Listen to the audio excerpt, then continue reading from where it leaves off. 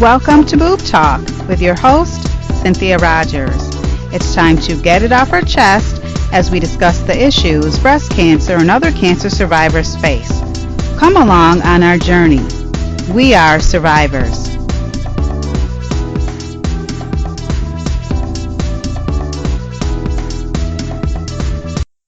Welcome to Boob Talk, and I'm your host, Cynthia Rogers. Thank you for joining me this evening.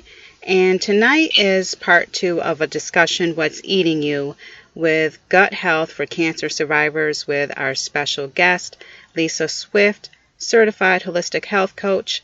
Lisa, welcome to Boob Talk. Thank you, Cynthia. I'm so happy to be here. So glad that you could be with us this evening to talk about this important topic. Lisa, just can you go back to the beginning? How did you even become a holistic health coach and even get involved with health and wellness?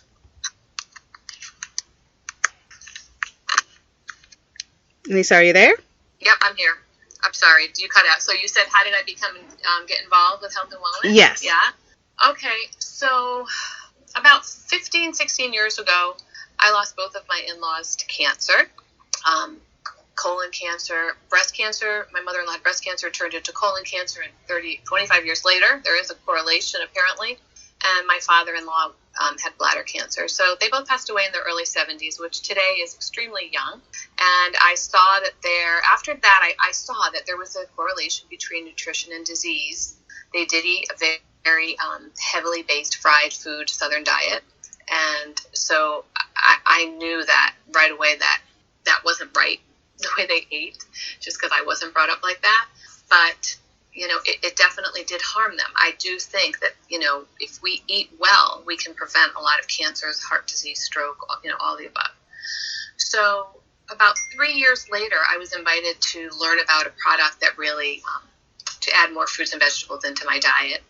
And I thought this was a no-brainer because I need this. I was looking for a solution for my husband because I was worried about his genes.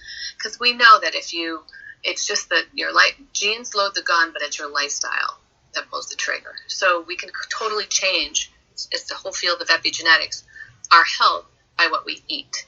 So we started incorporating more whole foods, more plants into the diet. And then I just became so passionate about helping people. And I thought, well, let me just go back and become a holistic health coach. I had heard about IIN from many of my friends, and it was just the right time. I pulled the trigger, I did it, and it was probably one of the best things I've ever done. I've learned so much through IIN, and then also Dr. Sears. I had taken his pregnancy course and his family course as well.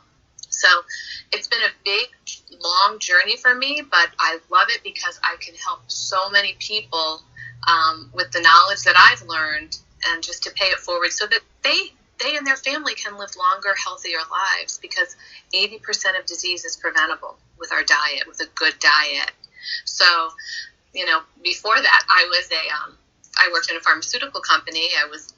People would call on me we would put our ads in their journals. I didn't know anything other than that, pharmaceutical drugs. Now we know that there's so much you can do to prevent getting on prescription drugs and to keep yourself healthy holistically. So I would demonstrate how to work inhalers, and now I help people not use an inhaler. So it's just a complete 180, and it's the best thing that's ever happened to me. So I love that I can help other people and help them get healthier, because there's really nothing more important. I always say a person with their health has 1,000 wishes, and a person without it has only one. So that's my passion, and that's my mission right now. So can you tell us, what exactly does gut health involve? What exactly is gut health? Yeah. So gut health is everything. We found now that it's like the biggest part of our bodies staying healthy. Okay. So all of our health starts in the gut, and that's actually where the immune system lives. So 70 to 80% of our immune system is in the gut. So what is it? What's the gut, right? So it starts from the intestinal tract and it goes down to the stomach, and that's where all the digestion happens. So it's a very diverse, it's complex, it's a microbial community that works together to keep us healthy. And I liken it like to the branch of a tree. It's the root of the tree. So if you feed that root all the branches are going to be healthy, right? It's the same thing with our gut. If we feed it the proper nutrition and omit the toxins that are not serving us, wow, you see huge changes. People's health can improve. It's like when you water that tree, it gets wilted, right? And you water that with the right kind of water, whatever food that you want to feed it, Miracle Grow, whatever you use, how it blossoms. And that's what we want to do for our gut health. It's like the biggest topic right now, and it's like, wow. I mean, I just am so grateful that I found it, and that I'm able to help people with this simple solution if they're willing to eat, more plants. It's really about eating more plants, and that will help the diversity of your microbiome, so that it'll be much healthier, and you will be much healthier, and prevent illness, prevent cancers, things like that. So, yeah, that's basically what the gut is. And so I can tell you a little bit more if you'd like. There's like Sure. trillions of bacteria hanging out in the large intestine, and that's composed of several different strains. There's lots of strains in there. So that's why you need really a top of the line bacteria in your gut. So it has to be a balance. And there's something called firmicutes and I can't even say it right, bacteroidetes, and they need to be in balance, or it can be even hard to lose weight. So it can actually help with weight loss, having your gut in good shape. So so what these do is they help to digest your food and assimilate your nutrients, because we're only as good as what we absorb, and that's huge. If you have a good gut, you're going to absorb those nutrients. If you don't, chances are you might not be absorbing everything that you need to keep your body healthy and to protect your immune system. And it also affects our mental health. A lot of people have anxiety and depression today. Well, guess what? A lot of it is what they're eating. So 80% of our serotonin is housed in the gut. And what's that? That's our happy pill. So you can definitely stay healthy and happy when you have a good gut, a good microbiome. So, yeah, it's pretty amazing. Well, that's interesting to know. I never really made that kind of correlation. Well, I mean, what about when you say, like, when you eat food for comfort? So that can be a bad thing then if you're not eating the right things. If you're thinking you're going to eat to make yourself happy, but you could be eating the wrong things then. Correct. Okay. Well, a lot of the comfort food is not healthy food. So you want to try to figure out something that you love that's healthy that you can eat. And I always say, like, the more fruits and vegetables you eat, the more you're going to crave. So if you just start to eat them, even when you don't feel like eating them, eat them, because they're really going to dramatically improve your health. There's so many different phytonutrients in every single plant. So Mother Nature knew what she was doing, right? So even, like, I love having my, smoothies in the morning with mango and pineapple, and then in the afternoon I'll have an orange. However you can get it in, a salad, at lunch, whatever. Any way to get the most plants into your body, because if you do have 80% of the plants, it doesn't really matter what the other 20% is. It's really that 80% of the day is really important. But yes, I mean, the other thing we would talk about, right, is stress, because people want comfort, right? That relaxes them maybe and helps with their stress, but it's not gonna help your health. So you really need to find other ways that you can reduce your stress, because it does affect stress, believe it or not, really affects our gut health. It really does. It increases cortisol production, it lowers stomach acid production, and it will decrease the activation of digestive enzyme. And that's what we need, and that's going to also inhibit the proper digestion of your macronutrients and your micronutrients, which are all your fruits and vegetables. And so it'll disrupt the natural balance of the organisms in the gut. Stress can affect so much. I had a gentleman that I knew that was the manager of the gym where I lived in Connecticut, and I called one day to chat with him, and they said he passed away. He was the picture of health, and they said it was stress. I had no idea he was under stress. Apparently they did some kind of test, and his heart was okay, but so I'll never understand it, but yeah, stress is really bad for the gut and for our health. Now, let me ask you this. I'm a breast cancer survivor, so do you think there's any correlation between gut health and breast cancer or any other cancers? Yes, there actually is some new research on that.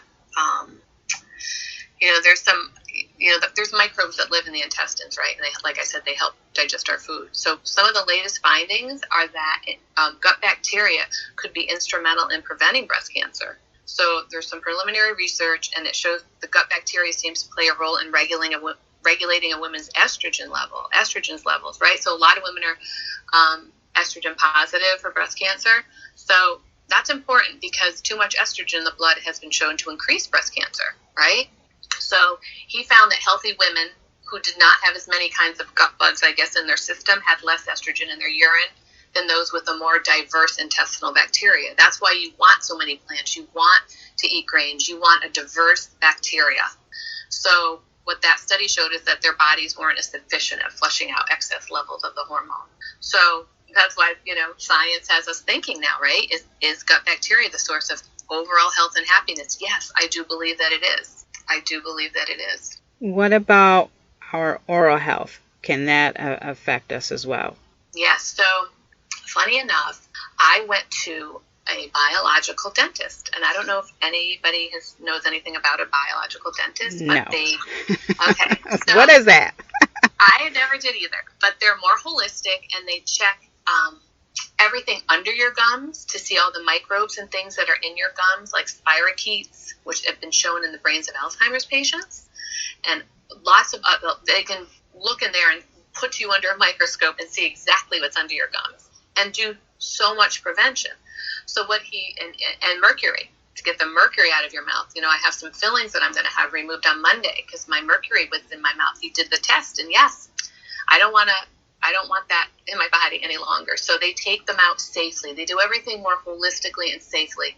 And I think they're brilliant. I think everyone should go once at least to a biological dentist to get their teeth looked at, because he was explaining to me a lot of these microbes can go down from your throat into your thyroid and into your breast. So yes, they can travel and wreak havoc on our gut system. So, I was like, whoa, okay, sign me up, take out the mercury and whatever else we need to do. Another thing he really recommended was to brush with baking soda at night to keep your gums healthy. I know there's toothpaste with baking soda, but actually take baking soda and brush your gums with it at night. So, because they found that, poor oral health or gum disease, people with that are 11 times more likely to be diagnosed with breast cancer. So, Really? Due in part mostly to inflammation, because we know inflammation is the root of all disease. So if you're getting gum disease, and a lot of this is silent, that's why I say go to a biological dentist that's going to test the bacteria. Because once these bacteria and viruses enter the bloodstream, your body's going to be more vulnerable to other threats, right? So as the body works to fight off all these invaders, it can suppress your immune system and also contribute to abnormal cell changes, so including breast cancer and other certain cancers as well. So they always say, right, all disease starts in the mouth. They can tell if people are getting heart disease and stuff by checking your gums. It's amazing. I literally just went last week, and I'm like, I need to tell people about this. People need to know that your oral health is just as important as your gut health. And I think the problem is, or the issue is, that we just don't realize that. We don't think about that because we're trying to be healthy in so many other areas that we really neglect our oral health. So let me ask you, if they're going to be taking out the mercury, the fillings, then what do they replace that with? So they do I was hoping they could just do the white fillings and stuff, but she's like, well, those won't last, and you're sensitive to anything plastic. These are ceramic, and they would do an overlay. They do an overlay. It's not actually a crown, it's just an overlay that they put on top of the tooth. Okay. Yeah. So I'll have to look into that. Yeah, I do believe that it's really important to see what's going on under your gums. I didn't know anything about it, like I said, until last week, but it's definitely something that needs to be shared. So as we're learning tonight that everything we do, everything in our body, really just affects us and our health and could cause cancer. So, back to our previously you were talking about just our eating habits. So what certain foods are good for gut health, and are there certain foods that are bad? Yes. So what I would say is the best thing you can do for your gut health is fiber. Fiber is one of the most important things for our microbiome, and most of us do not get enough of that. So, but eating a plant-based diet, it will naturally come if your intake from plant sources will help with getting in all of that fiber. And then you can eat, foods filled with probiotics, fermented foods such as sauerkraut, sourdough bread, tofu, kombucha, which is delicious. All those are high in lactobacillus, which will help for the immune function as well, and help maintain peace between the good and bad bacteria. And there again, making your nutrients more available to absorb. And they also found that even like the lactic acid and fermented yeast in rye bread, that also has a host of benefits if you like rye bread. And again, I always recommend everything non-GMO, because all of the wheat in this country is sprayed, which is also causing us damage to our gut linings. This is the problem. High fructose corn syrup punches holes in our gut. So rye bread and they're branched chain amino acids, and the amino acids contain these small peptides that can improve your gut health and balance your blood sugar, lower your risk of cardiovascular disease. So if you like rye bread, it's great. I do. There you go. So that's a win. You make your own even better. Yeah. Woohoo. Okay. I love sourdough bread myself. So we have the probiotics, but then we have to feed the probiotics. So we have to feed the probiotics, so we add prebiotics. Yes, so I was going to ask you about that. Like, exactly, just what is probiotics and what is prebiotics? Because I think there's a lot of confusion about that. Mm-hmm. So probiotics have all the strains of the bacteria in our body, and the prebiotics act like a fertilizer for your good bacteria. Does that make sense? So, prebiotics are things like bananas, asparagus, berries, garlic, onions, leeks, and those will create short-chain fatty acids, and they work in tandem with the probiotic, creating that symbiotic environment in the gut. So we need both to keep the gut healthy. And so for the fiber, we'll get back to the fiber too.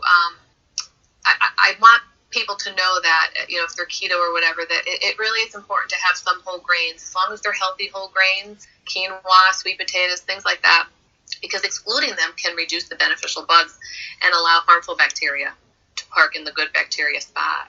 So, legumes, nuts, seeds, fruit, veggies, and even dark chocolate. A good, high-quality dark chocolate. Yeah, that sounds good. Yeah, my favorite. That'll work. Yeah. I've been trying this past year to be more conscious of what I've been eating, and I have switched to a more plant-based diet, and I struggle sometimes with just craving sugar, but I've been, pretty good about that for the most part. So that is good to know that you can have some dark chocolate if you have a little bit of a sugar craving. Oh, absolutely. Yeah. And it's lower in sugar than anything else. There usually is like 5 grams of sugar, so I say have at it. If you want to have an ounce of chocolate a day, it's not going to hurt us. Because listen, we still have to live our life. It's not, it's not about that, but it's just finding some of the foods and making healthy food fun. There's so many great recipes now that are delicious that aren't that hard. I have a load of recipe books that I could send anybody if they're interested via email. All downloads. Really great recipes. We have air fryer recipes, the slow cooker recipes, smoothies, protein balls, whatever. I have a whole stack of recipes that I can send via email.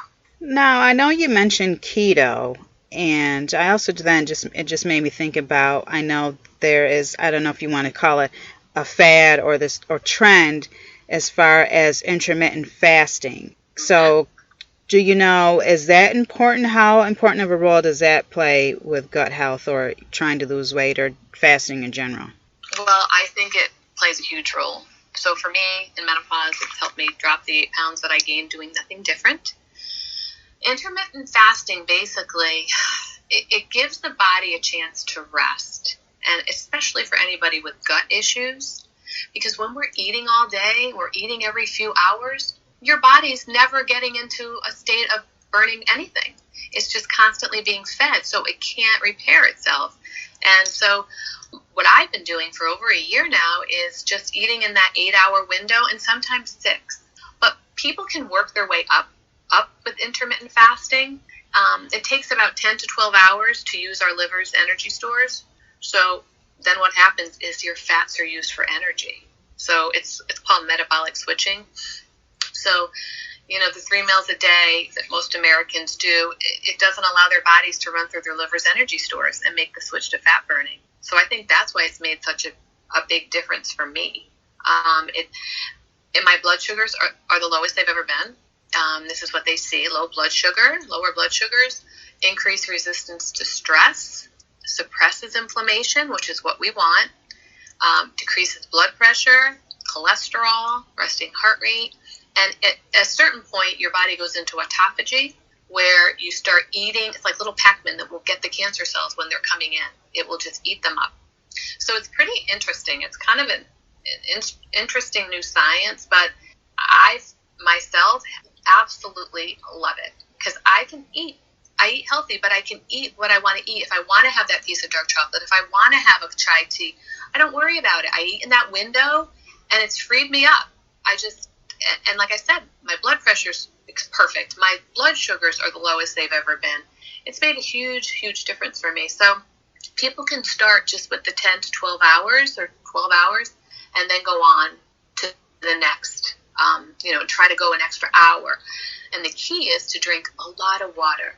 You want to drink a lot of water for sure, because that really helps fill you up. And that also keeps you hydrated. Your skin looks better. Everything looks better when you're doing that. So I think it's just brilliant. And I do think that it can help people, with the cancer. Because it turns out like cancer cells typically only use glucose as a food source, right? They say sugar feeds cancer. Yes. So they can't use fat. So if you hit them, if you have chemo drugs or radiation when the person is fasting, then their cancer cells are more easily killed.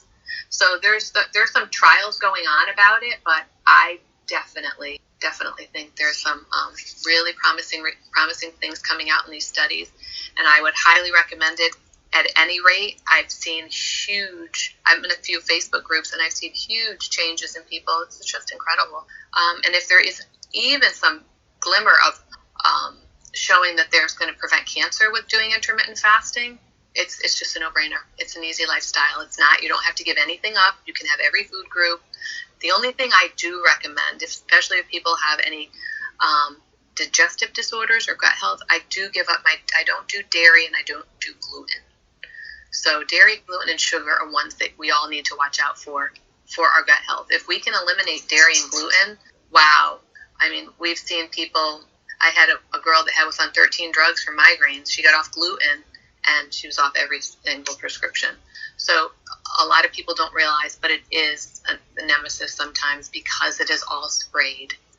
So definitely look for, like I said, the non-GMO labels for things like that. I can attest to everything you've just discussed.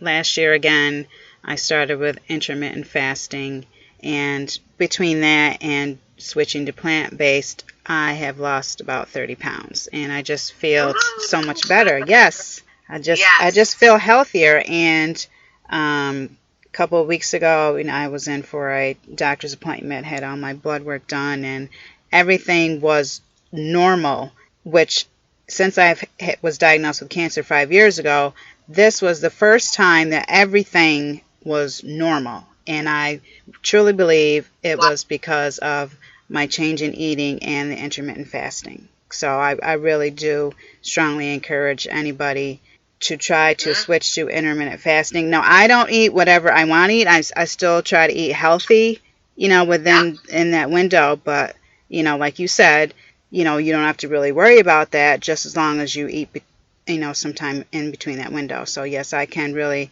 attest to that I believe that truly works. And like I said, I just feel so much better. I just feel healthier. And I didn't realize the difference of how bad I felt until I started losing the weight. And I just feel like 100% better. So. Isn't that amazing? People don't know how good they could really feel. They just get used to feeling the way they do. But there's always room for improvement. And I love that, Cynthia. That's fantastic. I'm so happy for you. Thank you so much. Yeah, you're definitely making, a difference in your health by doing that. Yes, And yes. now it's all about prevention for you. Yes. For all of us, and for all Right. of us now. That's true. Even if you've never had cancer, just the fact that try to be proactive to prevent getting cancer, because unfortunately, a lot of this can be controlled by what we eat. Yep, absolutely. There's no question in my mind. Listen, people can still get cancer and they could be the best eater, but maybe they run 10 marathons a year. Like, all that stuff creates oxidative stress. It's nice because of all the antioxidants. So that's why it's so important to have a huge amount of plants. You can't have enough. Not in our toxic world today. We're getting hit by so many free radical damage hits every single day, over 10,000. So this is why what we're up against. I've been growing my own food in my backyard, which I absolutely love. All my greens, all my. To start growing our own. Sure. Well, I don't have a green thumb, so I use something called the Tower Garden. It's an aeroponic garden. It's a growing system, and it grows up to 20 to 32 fruits and vegetables, microgreens. Really? Yeah, and you just plug it in. Giant Stadium, Fenway Park, you name it. They're popping up everywhere in the world now. They're just getting into Europe in the next few months. So they're easy, it's affordable, and you have your own delicious farmer's market on your back deck. Or you can bring them inside with grow lights. So they're amazing. They're amazing growing machines, and the food tastes so much better than anything you buy in the grocery store. Well, I am definitely going to have to look into that because that just sounds amazing. And I think, if we can grow our own, then that is the best way to go. And as a kid growing up, my father, he grew up down south and they had land and that's what they did. So when my father got older, he continued the tradition, but somehow between myself and it got lost. But my sister actually started her own garden last year, so now I'm like thinking, you know what, I just really need, you go back to your roots, literally, so that you can be healthier. Absolutely. And for children too, like when they grow their own, they eat more, and that's what we want. We want to get rid of this, this unhealthy society of children that are, we want to start them off young, loving this food, not eating the junk food, eating all of this right in the womb with the mother, starting with the mom, and then the babies start to crave it. What a generation of healthy children we would, it would. So, that's my hope and prayer that, this is an easy way for people. The kids go out in their kitchen or in their backyard and pick their own stuff right off the tower. So it's kind of cool. It is really cool. The kids like to eat what they grow. Yeah, that sounds like a great idea. Now, for those that are not really into growing their own produce, should they be buying organic? Is there really a such thing as organic is better? Well, in my opinion, yes. I just, you're still going to get some pesticide residue on even organic produce, 23%. But it's better than all the sprays. Yes, we don't want all those pesticides from the conventional farms in our bodies. They've done studies with families and the difference in their health in 2 weeks from just switching to organic. They can see the levels in their body. So I would say, yeah, if you can buy organic or grow your own, it's definitely better. Absolutely. Especially there's something called the Dirty Dozen, and you can go on ewg.org and look up the Dirty Dozen, the 12 things that you absolutely should buy organic versus there's some things you don't. You don't need to buy bananas. You probably don't need to buy pineapples or watermelon because they have the hard shell. It's more of the, berries, especially strawberries. You definitely want organic strawberries, for sure. Those are and the berries as well. All the berries, I would say definitely. Apples have a lot of pesticide residue on them. So you can check that out on EWG and check out the Dirty Dozen. Now, you just made me think, I've heard the controversy about strawberries. And so then that just made me think, is it better to get frozen fruit if you have an option?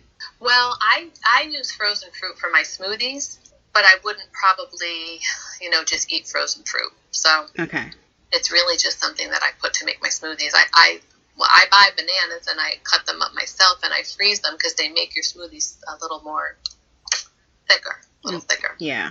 Yes. Yeah. I have frozen fruit for my smoothies as well. So okay. Mm-hmm. Okay, that sounds good. So Lisa, thank you so much for coming on to Boob Talk, to talking to us about the importance of gut health and also making healthy food choices, and also telling us about the ability for us to grow our own produce through the use of a tower garden, and just giving us a wealth of information. And for those of you that are interested in following or contacting Lisa, you can follow her on Instagram at Lisa Swift23, and that's LISASWIFT 23. Once again, Lisa, thank you for coming on to Boob Talk. I'm your host, Cynthia Rogers. You are what you eat. Until next time, God bless. You have been listening to Boob Talk with your host, Cynthia Rogers. Remember, never give up hope.